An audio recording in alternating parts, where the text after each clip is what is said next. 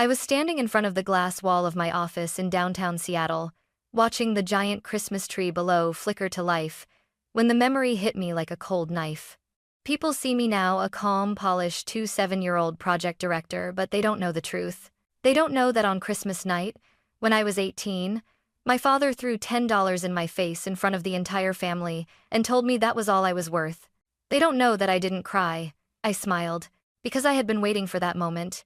I reached into my coat, pulled out an envelope I'd guarded for years, and handed it to him with a steady hand. He opened it. He froze. The room fell silent, and in less than a minute, the truth inside that envelope didn't just embarrass him. It destroyed everything he thought he controlled. I still remember the way the house smelled that night: cinnamon, roasted turkey, pine, and something else, something fake.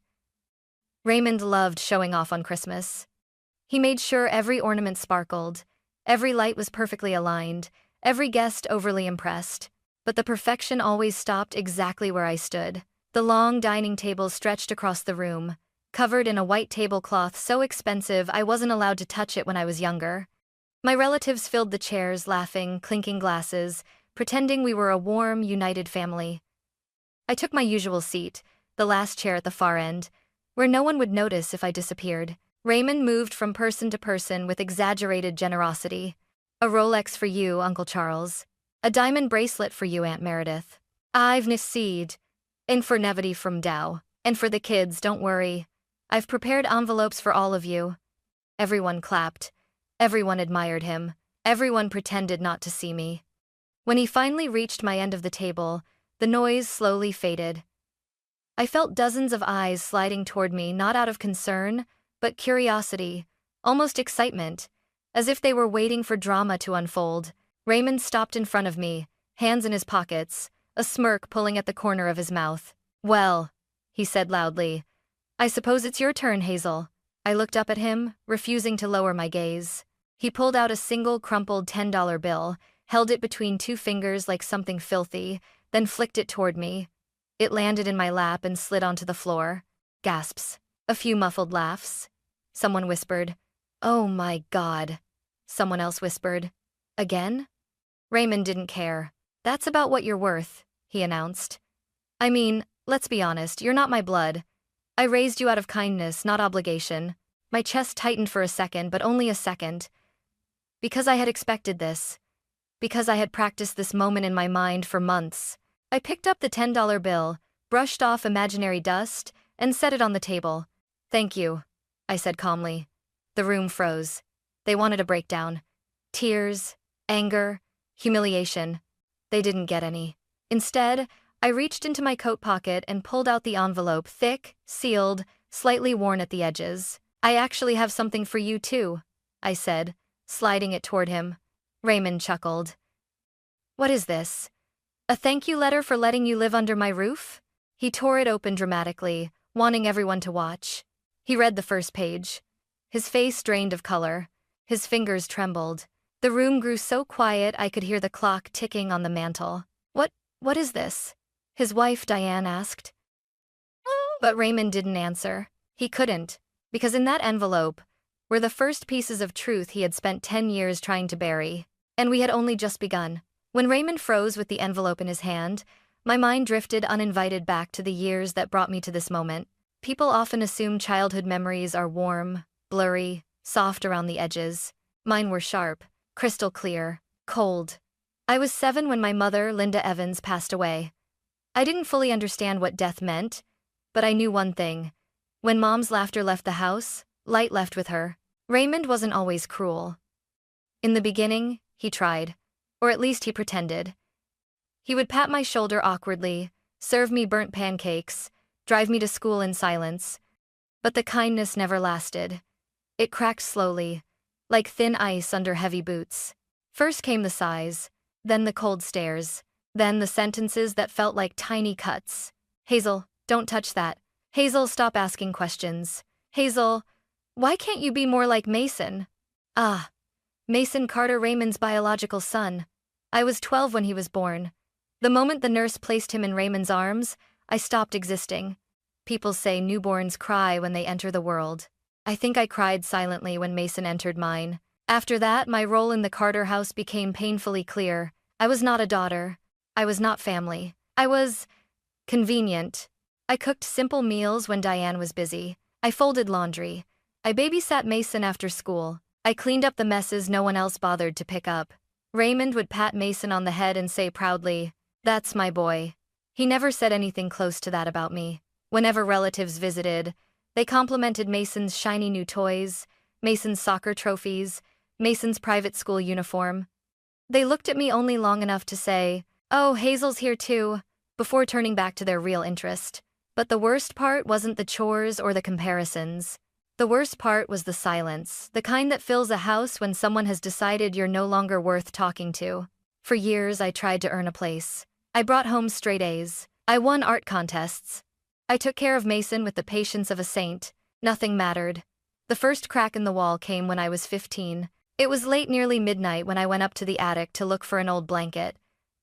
The bulb flickered weakly, revealing dust-covered boxes, old suitcases, and one wooden chest pushed against the wall. I don't know what pulled me toward it. Instinct, maybe. Or desperation. Inside, wrapped in yellowed tissue paper, were letters my mother's handwriting, unmistakable even after so many years. The ink was faded, but her words felt alive. "My Hazel, if you find this someday, know that I love you more than anything. And know that some truths must wait until you are older." I remember sitting there on the attic floor, holding the letters while dust floated like snow in the air. My heart pounded, not from fear, but from something deeper, something awakening. In the same chest, beneath the letters, I found documents, financial statements, unfamiliar names, and a sealed note addressed to me. I wasn't old enough to open it yet, but even at 15, I could read between the lines. Mom had been hiding something big, something about me. But before I could explore further, I heard Raymond calling from downstairs. "Hazel, why aren't you done cleaning the kitchen?" I closed the chest gently, knowing I had uncovered the first edge of a truth I wasn't ready for but would someday need. And as I watched Raymond now, trembling at the dinner table while the envelope in his hand revealed the very secret he tried to bury, I realized my mother had spoken to me from the grave. She had warned me. She had prepared me. This moment wasn't an accident. It was the beginning of everything she wanted me to uncover. Most people remember their 18th birthday as a celebration: balloons, friends, a cake lit with candles. Mine was quiet, a little too quiet. Raymond didn't say a word to me that morning. Diane didn't even look in my direction. Mason came downstairs, grabbed his backpack, and walked past me like I wasn't there. It felt like any other day in the Carter house, except for the strange weight in my chest, the feeling that something was coming. It arrived at 4:12 p.m. I had just come home from school when the doorbell rang. A man stood outside, older, tall, gray hair neatly combed, a leather briefcase in his hand. He wore a kind of gentle seriousness that made the air around him feel heavy. "Are you Hazel?" he asked. "Yes, I'm Mr. Walker, your mother's attorney." My heart dropped. He stepped inside only after I nodded. We sat at the kitchen table, the same place where countless moments of my life had been swallowed in silence. He placed a sealed envelope between us. "This was written by your mother," he said softly. "She instructed me to deliver it to you on your 18th birthday, and only then." I stared at the envelope. Cream-colored, edges slightly worn. My name written in her handwriting, delicate, looping, warm, like a touch I had nearly forgotten. My fingers trembled. Why didn't she give it to me herself?" I whispered. Mr. Walker inhaled slowly, as if choosing his words with care. "She hoped she'd still be here when you turned 18, but she prepared for the possibility that she wouldn't." The room blurred for a moment. My mother had planned this. She had known her time was short, and she had still thought of me. "May I open it alone?" I asked. "Of course." He stood up. "Hazel, whatever is inside, she wanted it to protect you." Then he left. I sat at the kitchen table for a long time, staring at the envelope, afraid of the truth inside, afraid of how it might change everything or confirm the things I'd always feared. Finally, I broke the seal. Inside was a letter, a photograph, and a second folded document that made my breath catch. The letter began simply, "My dearest Hazel, if you are reading this, it means you are now 18, and it is time you knew the truth." My eyes moved across the page, each sentence cutting deeper. You were not born out of neglect or shame. You were born out of love, love that was taken from us before you could understand it. My chest tightened. Your father is not Raymond Carter. I married him only after circumstances forced me to leave the man I truly loved. And that man is your biological father. I felt something in me crack open. A sound escaped my lips, half gasp, half sob. I looked at the photograph. A younger man, sharp eyes, confident smile, dark hair swept back. Someone I had never met, yet something in the shape of his features felt familiar. Mom continued, his name is Jonathan Hale, heir to the Hale real estate family. When they discovered our relationship, they forced us apart. I was dismissed. Contact was forbidden. And when I became pregnant with you, I was completely cut off from his world. My pulse hammered as the truth spilled out. His family agreed to send financial support to help raise you. It was the only thing I managed to secure before they erased me from their lives. I wanted you to have a chance, even if I could not give you one alone. Financial support? What support? I had grown up with worn-down shoes and second-hand clothes. I had watched Raymond buy new furniture while I pretended not to notice my school notebooks were half falling apart. The letter continued. If you never receive the money, then someone has taken what belongs to you. My breathing quickened. And Hazel, I never stopped loving your father. I believe he would have found us if he had known the truth. If you ever need help, show him this letter. My mother ended with the words that finally shattered me. You were never unwanted. You were stolen from the life you deserved. Tears dripped onto the page. Not loud, dramatic tears, just quiet, relentless ones.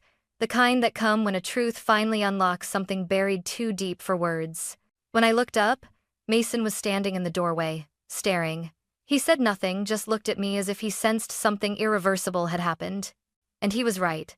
From that moment on, I understood two things. One, my entire life had been built on a lie. Two, Raymond had done far more than mistreat me. He had stolen my life, one bank withdrawal at a time. And someday soon, he would have to face the truth my mother had placed in my hands. After reading my mother's letter, something inside me changed, not suddenly, but with a slow, growing clarity. For years, I had tried to understand why my childhood felt wrong, why I never fit in, why Raymond looked at me like a stain he couldn't wash off. Now I knew. It wasn't neglect. It wasn't dislike. It was fear that someday I would discover the truth he had buried under years of manipulation. But if he spent all those years hiding it, then I owed it to myself and to my mother to uncover every piece. The first clue, the bank statements. A week after my 18th birthday, I waited until the house was empty. Raymond was at work, Diane was at a spa appointment, and Mason was at soccer practice. My heart raced as I approached Raymond's office, a place I had been forbidden to enter since childhood. His office always smelled like leather and old paper. His desk was spotless, almost too spotless, but the drawers, those were messy. Raymond only cleaned what people could see.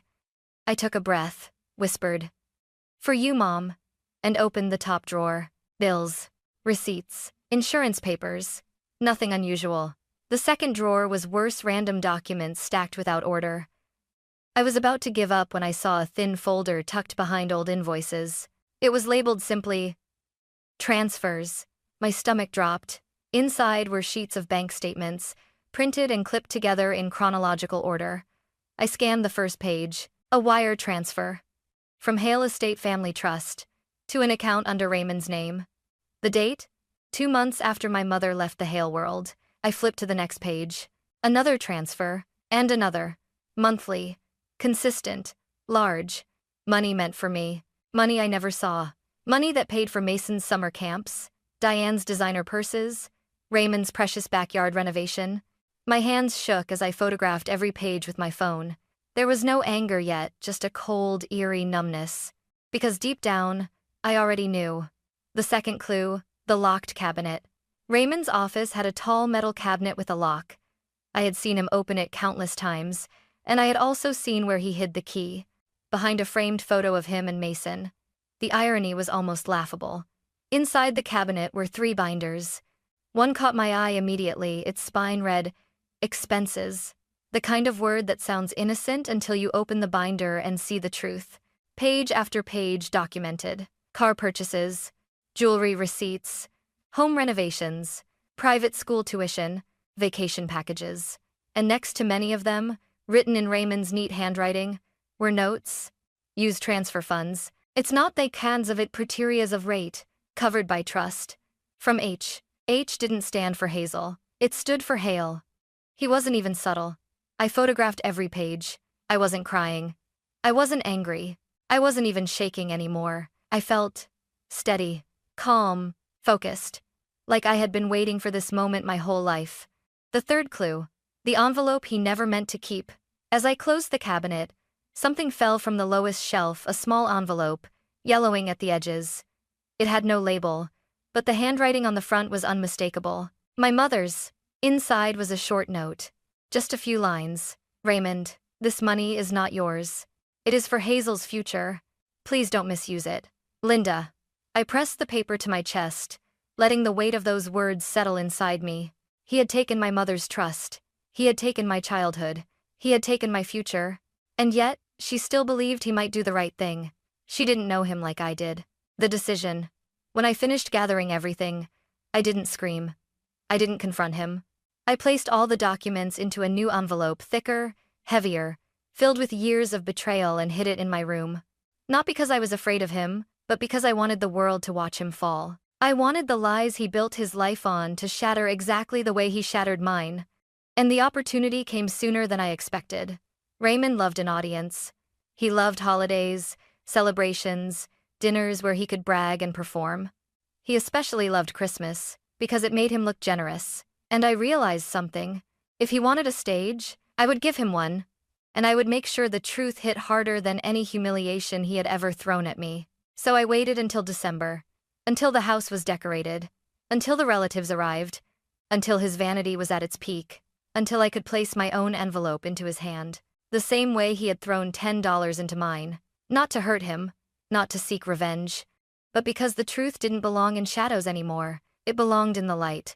The moment Raymond tore open my envelope, I felt the air in the room shift, subtle at first, then sharp, like a storm breaking through windows. He expected a thank you card, or maybe a pathetic attempt at gratitude. He expected weakness. He did not expect the truth. The first page slipped from his fingers and fluttered onto the table.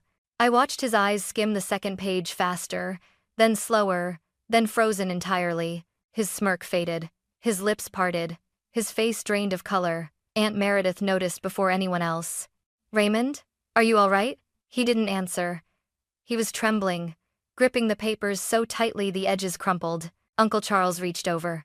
What is that? Raymond jerked the papers closer to his chest, as if someone might snatch them. I spoke softly, but my voice carried through the entire room. It's the money, I said. All the money my mother's family sent every month for 10 years. A few people gasped. Diane blinked rapidly. What money? What is she talking about, Raymond? Hazel from years ago would have curled inward, would have apologized for causing a scene. But that Hazel was gone. I slid another page toward the center of the table. I believe that one shows the first transfer, I said. From the Hale Estate Family Trust. Shortly after my mom left their home, Aunt Meredith picked it up before Raymond could reach it. Her voice rose. This is a wire transfer. Monthly. This is a lot of money. Diane stared at Raymond, her voice suddenly sharp. You told me we were struggling. You told me you were paying for everything. Raymond, what is this?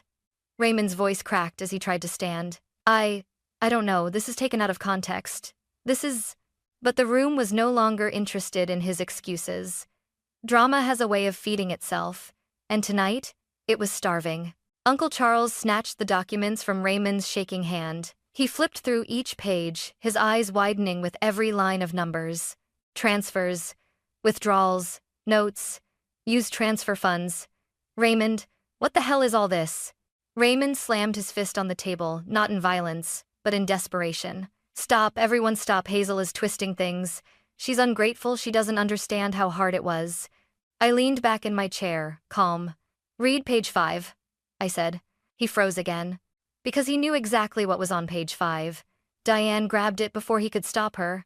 It was my mother's handwritten note. Raymond, this money is not yours. It is for Hazel's future. Please don't misuse it. Linda, Diane's eyes filled with tears, not out of sadness but betrayal. You lied to me, she whispered. All these years, you lied to me. You used her money to pay for our vacations, our house, Mason's, school, everything. Mason, sitting at the far end, looked sick, staring at his father like he was seeing a stranger. Dad, is it true? He whispered. Raymond stumbled backward, gripping the edge of the table. It wasn't like that, he said weakly. She didn't need the money Hazel didn't need, she wasn't. I finished for him. Your child? He looked at me. Really looked at me. I had seen his anger, his annoyance, his resentment, but this was different. This was fear. Because he could no longer hide behind lies. I slid another paper toward him. A photograph. My mother, smiling softly. A young man beside her sharp jawline. Dark hair, warm eyes. Jonathan Hale, my father. This, I said gently, is why you hated me. Not because I did anything wrong, but because every time you looked at me, you remembered the truth you tried to erase. A stunned silence filled the room. Diane covered her mouth. Hazel, your real father is? I nodded. Yes. And Raymond knew. He kept the money meant for me. He hid letters. He hid contact attempts. He stole not just the money but my entire connection to my mother's side of the family. Raymond's breath came out shaky. You don't understand the consequences, he muttered. If this gets out, I cut him off. You should have thought of that before you stole from a child. The room erupted, aunts whispering, uncles pointing, cousins staring in disbelief. Raymond wasn't the generous provider he pretended to be. He was a thief, a liar, a man who built his entire life on someone else's future. He collapsed into his chair. Hazel, please, he said, voice cracking. Don't ruin my life. I tilted my head. You already ruined mine. I'm just handing you the truth. No yelling. No dramatic revenge. Just truth. And truth was loud enough to destroy him. I didn't wait for the shouting to end. I didn't wait for Raymond to regain his voice, or for Diane to finish questioning him, or for Mason to stop staring at me like he no longer knew what family meant. I simply stood. The entire room fell silent again, this time because they didn't expect me to move so calmly, so quietly after detonating the truth right in the center of their perfect Christmas table. I picked up my coat, slipped it on, and said softly, I think I've given you all enough for tonight. Merry Christmas. And then I walked out. Not a single person stopped me. The cold air hit my face the moment I opened the front door. Snow fell in slow, delicate flakes, beautiful in a way the Carter house had never been. It made everything quiet, crisp, clean. I stepped onto the porch and let myself breathe for the first time in years. Behind me, I heard Diane crying. I heard Raymond begging her to listen. I heard Mason asking again, Dad, is it true? All of it? But I didn't turn back. Not once. Because that wasn't my home. And it never had been. The phone call.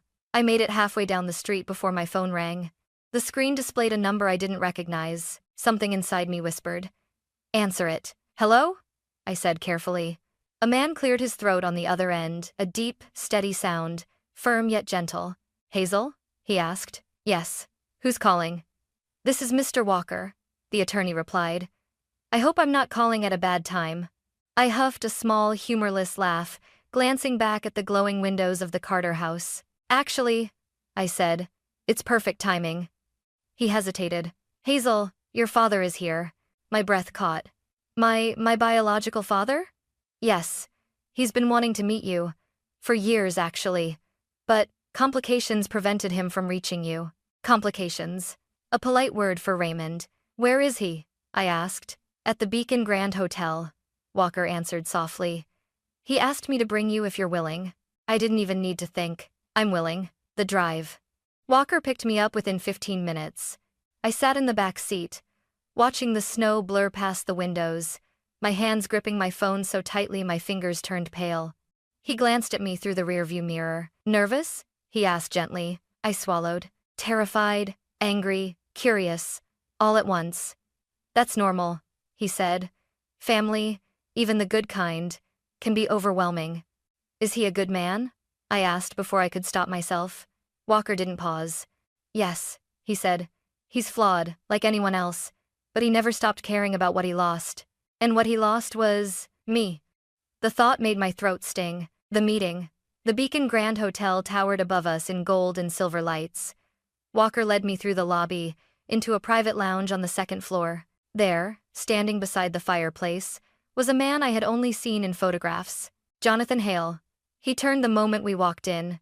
His eyes dark, intense, familiar, locked onto mine instantly, and something in his expression fractured, as if he had been holding himself together for years and finally couldn't anymore.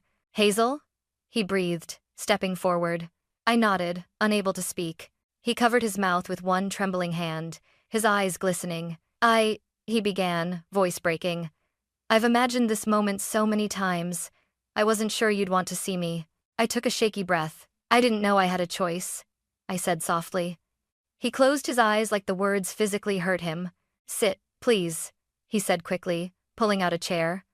"Or no, if you'd rather stand, that's fine, God. I'm sorry. I don't know what to do first." His nervousness disarmed me. This wasn't a billionaire. This wasn't a titan of real estate. This was a father scared, hopeful, desperate to make up for lost time. I sat. He sat across from me, hands clasped tightly. "Before anything else," he whispered, "I want to apologize. For everything. For not being there. For not protecting you. For not finding you sooner." "You tried," I said quietly. "My mother's letter said you tried." He nodded, jaw tightening. "I did. When Linda left, I searched for months. But my family, they interfered. They made sure all attempts to contact her were blocked. I thought she didn't want me. But I never stopped hoping she'd reach out." I blinked rapidly as my eyes burned. "And when she didn't?" I asked. He swallowed hard. "I thought she'd moved on. I didn't know she was gone. I didn't know about you. Not until Mr. Walker discovered the old case files last year." He leaned forward, voice cracking. "If I had known, Hazel, I would have turned the world upside down to find you." My breath trembled. Raymond never shed a single tear for me, not once. But here was a man crying because he didn't get the chance to be my father. "I don't know what to feel," I whispered. "It's all a lot." "That's okay," he assured me. "Whatever you feel, whatever you need, I will wait." His kindness was overwhelming, gentle, patient, the exact opposite of everything I had grown up with. After a long silence, he asked quietly, "Will you let me be in your life? Even if it's slow? Even if it takes time?" I inhaled shakily. "Yes," I whispered. "I think I'd like that." Relief rushed across his face like a breaking wave, and for the first time in years, I felt like I wasn't walking alone anymore. Meeting Jonathan didn't magically fix my life. It didn't erase the years of silence, the loneliness, or the $10 bill that still felt warm on my cheek. But it gave me something I'd never had. A choice, a voice, a father who believed me, and a path toward justice. The legal storm begins. 2 days after Christmas, I sat in Jonathan's home office, a quiet, elegant room lined with books and soft lighting. A lawyer named Ava Morrison, sharp-eyed and calm, spread my evidence across the table. Bank statements, transfer logs, loan applications, receipts marked used trust funds. My mother's note. Ava exhaled deeply. "This," she said, "is more than enough to open a formal case." I sat straighter. "A criminal one?" She nodded.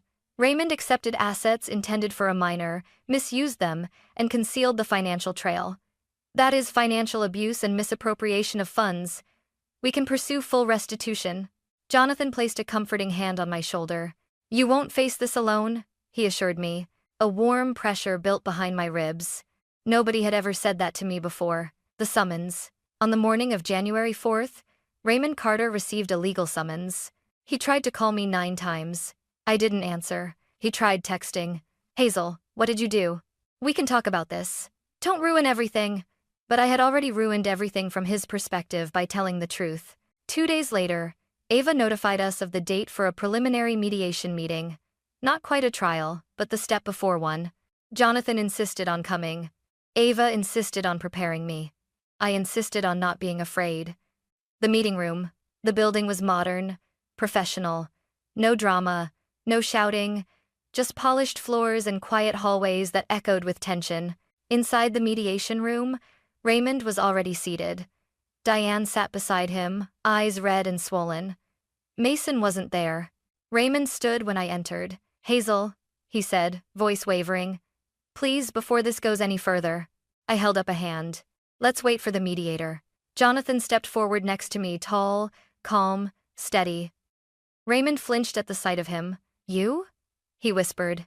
You're the one? Jonathan didn't raise his voice, but the steel in it was unmistakable. The one who loved Linda. The one whose daughter you stole from. Yes. Raymond's face paled. The mediator, a composed woman in her 50s, entered and gestured for us all to sit. We are here to discuss the financial discrepancies and potential resolution before this becomes a court case, she said. Ava spoke first, sliding a binder toward the mediator. We have documented evidence of over a decade of transfers intended for Hazel Evans. Funds were intercepted, redirected, and used for personal expenses by Mr. Carter. Raymond clenched his fists. I didn't steal anything. Ava didn't flinch. We have receipts in your handwriting stating otherwise. Diane turned slowly toward her husband. You told me that money was from your job bonuses. Raymond swallowed hard. Diane, listen. Did you lie to me for our entire marriage? She whispered. Silence. The mediator folded her hands. Mr. Carter, do you acknowledge these documents belong to you? Raymond's jaw tightened. Yes, but… Jonathan interrupted quietly. You stole what belonged to my daughter. You kept her from me. You let her grow up believing she was unwanted and unsupported while using her trust money to fund your luxuries. Raymond shot up from his seat. You don't understand. Linda left. She ran away and dumped Hazel on me. Something inside me snapped, but not with anger. With clarity, I stood. My mother didn't dump me, I said, voice steady. She trusted you. She believed you would protect me. She believed you would honor her. Raymond's voice broke. I tried, Hazel. You don't know how hard it was. Hard? I repeated. Hard for you? I grew up wearing secondhand clothes while you bought new cars. I ate leftovers while you took vacations. I studied in silence while you treated Mason like a prince and me like a burden. He shook his head, tearing up. Hazel, please. I made mistakes, but I'm still your father. No, I said, quiet but firm. You're the man who raised me. But a father? A father protects. A father tells the truth. A father doesn't steal a child's future. It's… Jonathan's gaze softened as he looked at me, proud, steady. Ava opened the final binder. Our proposal is simple, she said. Full financial restitution, plus penalties for misuse of a minor's assets. If Mr. Carter refuses, we proceed to formal charges. Raymond's face collapsed. Hazel, please, he pleaded. I'll lose everything. I exhaled slowly. So did I whispered. And I was just a child. The agreement. After 3 hours of negotiation and Diane breaking down, realizing the depth of Raymond's lies, Raymond signed the restitution agreement. He would pay back everything he had taken, plus legal penalties, plus emotional damages, plus interest accumulated over a decade. His hands shook as he signed. It was the first time I had ever seen Raymond defeated, not by me, not by anger, but by truth. When the meeting ended, he attempted to approach me. Hazel. I'm sorry, he whispered. I paused, searching his face. I believe you're sorry, I said gently. But I can't give you what you want. Forgiveness isn't something you get to claim because you regret the consequences. It's something you earn by changing who you are. He nodded weakly, tears in his eyes. And for the first time in my life, I walked away without feeling small.